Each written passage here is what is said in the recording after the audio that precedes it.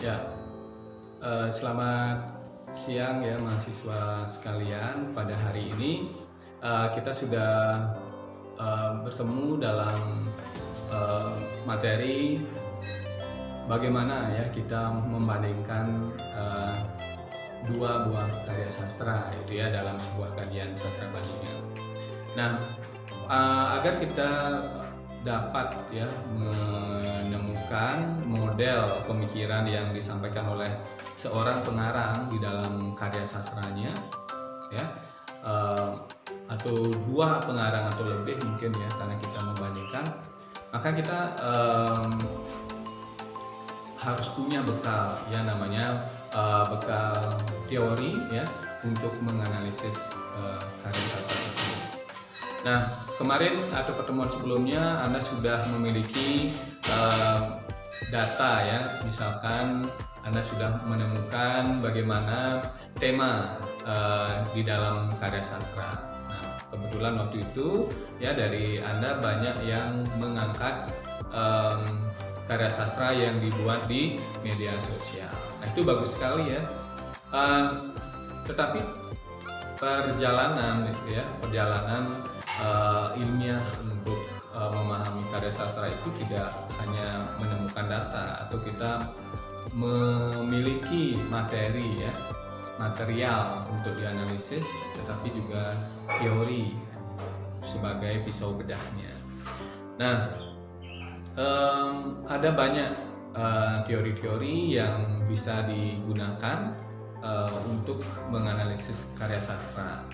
Nah, misalkan ada teori atau pendekatan strukturalisme ya, kemudian ada pendekatan sosiologis, misalnya yang paling familiar itu ada teori sosiologi sastra, dan teori sosiologi sastra ini pun beragam jenisnya gitu ya.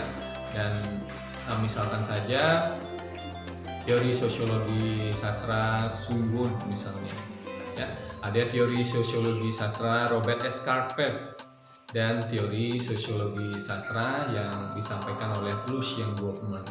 Nah, semua teori atau pendekatan-pendekatan tersebut ya memiliki peran atau fungsi tergantung pada permasalahan atau permasalahan ya, yang memang Anda temukan dalam karya sastra tersebut, baik karya sastra yang bersifat konvensional maupun karya sastra digital. Nah, itu teori-teori itu sangat berperan penting, terutama dalam upaya menemukan makna karya tersebut. Karena teori-teori ini ya akan turut serta mengarahkan atau menggiring pemikiran pembacanya atau yang menganalisis karya tersebut. Nah, apalagi teori-teori yang bisa digunakan ya? Tadi ada teori strukturalisme, teori sosiologis, kemudian ada teori feminis ya. Kemudian kalau konteksnya tentang kolonialisme, ada postkolonialisme. Kalau Anda ingin memahami tentang tanda-tanda, ada teori semiotika, banyak sekali teori-teori yang bisa Anda gunakan. Nah, khusus untuk pertemuan hari ini ya, saya ingin menyampaikan atau menegaskan bagaimana kita menggunakan teori strukturalisme dalam karya sastra. Ya, coba kita fokus pada teori strukturalisme ya. Anda pasti tidak asing dengan istilah ini ya. Nah, yang jelas adalah teori strukturalisme itu memandang bahwa karya sastra itu sebagai sebuah bangunan gitu ya, sebagai sebuah bangunan, ibaratnya sebuah rumah ya. Ada bagian-bagian yang menyusun rumah itu, gitu. Bagian dalam yang menyusun. Nah, jadi peneliti atau kaum strukturalisme ini memandang penting bahwa unsur-unsur pembangun karya sastra itulah yang sebagai fondasi atau hal utama yang harus diteliti oleh seorang peneliti sastra. Karena itu aspek-aspek dalamnya, misalnya unsur-unsur intrinsiknya menjadi bagian yang sangat penting. Misalnya apa? ya, misalnya aspek tema atau tematik, karya sastra, aspek latar, kemudian penokohan, ya, tokoh, sudut pandang atau pusat pengesahan. Nah, itu menjadi bagian penting. Nah, kemarin atau sebelumnya Anda sudah mencoba melakukan analisis dengan teori strukturalisme ya, tetapi itu perlu ditingkatkan lagi. Misalkan ya, di dalam menganalisis Anda harus mengemukakan, misalnya yang kemarin ada puisi atau puisi secara utuh ya, ditampilkan dulu yang Anda dapat dari media sosial, kemudian sampaikan link tempat Anda menemukan puisi tersebut, kemudian Anda harus menggunakan teori-teori, baik teori utama misalkan apakah tema, jadi konsep tentang tema, konsep tentang alur, dan juga pendapat-pendapat orang lain ya terkait dengan karya sastra itu atau permasalahan itu. Jadi harus masuk menjadi satu dalam analisis ya. Kemudian Anda juga mengemukakan data ya, misalkan ketika Anda mengatakan misalnya contoh nih ya, latar G30S dalam novel Seroja misalnya karya Sunaryono Basuki itu hanya sebagai sebuah kesan atau memori ya yang diingat oleh tokoh itu misalkan. Jadi latar itu hanya sebagai sebuah kesan, memori ya dari para tokoh, bukan sebagai sebuah tema di dalam novel itu misalkan ya. Nah, jadi kalau Anda mengatakan seperti itu ya, dukung kutipan ya, berikan kutipan berupa kata atau kalimat atau frase ya yang Anda kutip dari misalkan novel Seroja itu misalnya ya. Ini saya berikan contoh kaitan dengan puisi dan novel itu sama saja ketika menganalisis ya. Jadi ada teori, ada pendapat Anda, didukung dengan teori, didukung dengan data. Nah, sebelumnya Anda tidak melakukan hal seperti ini. Kemudian setelah melakukan analisis, sudah selesai ya, Anda mencobalah memformulakan bagaimana pemikiran pengarang. Nah, di sini posisi penting sastra bandingan ya. Pada bagian inilah pentingnya sastra bandingan. Bagaimana Anda menganalisis misalnya puisi A di media sosial atau puisi B di media sosial pada konflik yang pada permasalahan yang sama.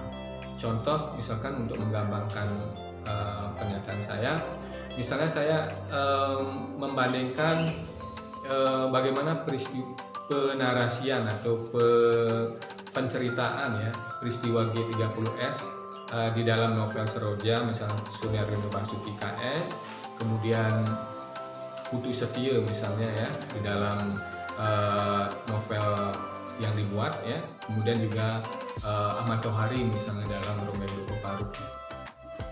Itu misalnya bagaimana penarasian. Nah, berarti teknik bercerita berarti kaitannya dengan alur ya. Jadi bagaimana teknik bercerita atau penceritaan tiga pengarang ini. Nah, simpulannya atau model. Jadi dengan menganalisis itu kita akan mendapatkan sebuah model pemikiran ya, sebuah model teknik penceritaan jadinya. Ya, jadi kalau permasalahan saya angkat adalah bagaimana teknik penceritaan tiga pengarang ya dalam tiga novel ini, maka kita akan nanti setelah menganalisis ya akan bisa menarik sebuah satu simpulan. Ternyata misalkan teknik penceritaan pada tiga pengarang ini misalkan satu memiliki perbedaan dan dua pengarang memiliki persamaan, itu misalkan. Lalu perbedaannya pada apa gitu misalkan ya. Nah, misalnya ya kalau Ahmad Tohari menceritakan tentang peristiwa G30S itu sebagai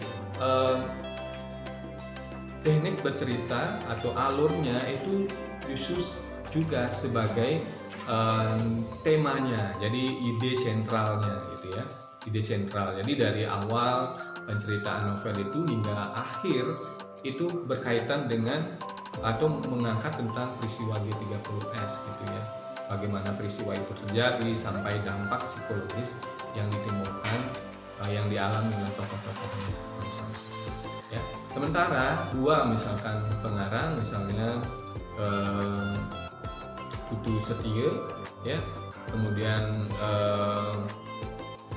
Sunaryono Basuki KS itu menggunakan G30S teknik bercerita hanya sebagai sebuah kenangan, ingatan yang disampaikan oleh salah satu tokoh cerita, sehingga peristiwa G30S itu tidak menjadi sentral di dalam novelnya.